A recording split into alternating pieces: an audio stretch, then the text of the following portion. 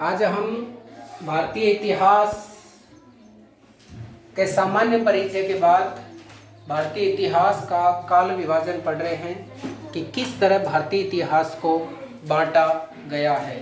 भारतीय इतिहास का क्या किया है, विभाजन किया है।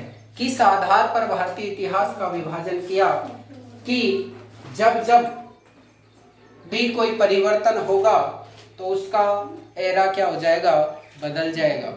जब जब भी कोई परिवर्तन होगा तो उसका एरा क्या हो जाएगा, बदल जाएगा। कि भारतीय इतिहास को सबसे पहले कितने भागों में बांटा गया, 1, 2, 3। यानी भारतीय इतिहास को मुख्य रूप से कितने भागों में बांटा गया है, 3 भागों में बांटा गया है। और सबसे पहला जो काल है उसको किस नाम से जानते हैं, प्राग ऐतिहासिक काल। प्राग ऐतिहासिक काल। दूसरा है आद्य ऐतिहासिक काल और तीसरा है ऐतिहासिक काल। आपको समझने की दृष्टि से मैं बता दूं कि किस आधार पर इनका नामकरण हुआ है। कि यानी इतिहास जब लेखन प्रारंभ हुआ, यानी आदि मानव सब कुछ तो जान नहीं गया एक बार में, धीरे धीरे उसकी विकास यात्रा आगे बढ़ी है। शुरुआत में कोई पढ़ना लिखना नहीं जानते थे।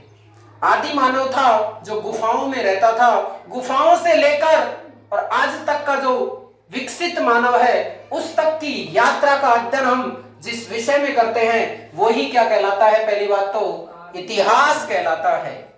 तो भारत में भी इस तरह का इतिहास बना है जिसको हम क्या कहते हैं, भारतीय इतिहास। क्या कहते हैं, भारतीय इतिहास। तो भारत की अगर बात करें तो इतिहास जब लेखन प्रारंभ हुआ, इतिहास को लिखना प्रारंभ किया, उससे पहले का काल, उससे पूर्व का काल क्या कहलाएगा, प्राग ऐतिहासिक काल। इसमें 2 शब्द है, प्राक प्लस इतिहास।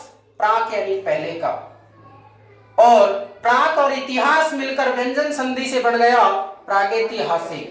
क्या बन गया, प्रागैतिहासिक। तो प्राक इतिहास यानी इतिहास लेखन से पहले का काल, जो कि इतिहासकारों ने अंदाज लगाया है, आइडिया लगाया है और उस आधार पर क्या किया है, सेट किया है किसको, भारतीय इतिहास के काल विभाजन को। तो उसके बाद में वह काल जिसमें इतिहास लेखन क्या हुआ, प्रारंभ हुआ। यानी लिखने की कला का क्या हो गया, विकास हो गया, लिखना शुरू कर दिया। इस काल में पढ़ेंगे हम आद्य ऐतिहासिक काल। जैसे प्राक ऐतिहासिक काल में मानव केवल पत्थरों से काम करता था। ये जो लोहा है, तांबा, धातु, कोई भी सोना चांदी इस तरह की कोई धातुएं नहीं थी। किससे काम करता था, पत्थरों से काम करता था। पत्थर का चाकू बनाना, पत्थर की तलवार बनाना, पत्थर से ही काटना, पत्थर से ही सब कुछ कार्य, औजार वगैरह सब किसके होते थे, पत्थर के। इसलिए इस काल को पाषाण काल भी कहते हैं। कौन सा काल, पाषाण काल। पाषाण का मतलब क्या होता है, पत्थर। क्या होता है, पत्थर होता है। तो पाषाण जो काल है उस पाषाण काल को भी कितने भागों में बांटा गया, 1, 2, 3। यानी इस पाषाण काल को भी कितने भागों में बांटा है, बोलो, 3 भागों में बांटा है। सबसे पहला पुरा पाषाण काल, दूसरा मध्य पाषाण काल और तीसरा नव पाषाण काल। सबसे पहला बोलो पुरा पाषाण काल, दूसरा मध्य पाषाण काल, तीसरा नव पाषाण काल। और इस तरह जो पुरा पाषाण काल है इसमें क्या काम हुआ, मध्य पाषाण काल में क्या काम हुआ और नव पाषाण काल में क्या काम हुआ। तो पुरा पाषाण काल जब मानव पत्थर से ही काम करता था तो एक दिन क्या हुआ, एक मानव ने पत्थर पर पत्थर फेंका, पत्थर पर पत्थर फेंका तो पैदा हुई चिंगारी। क्या पैदा हुई, चिंगारी। और चिंगारी से क्या लगी, आग लगी। और किसका आविष्कार हो गया, आग का आविष्कार हो गया। और वो आग का आविष्कार जिस पत्थर से हुआ उस पत्थर का नाम क्या था, चकमक पत्थर। चकमक पत्थर। बात समझ में आई क्या तक की।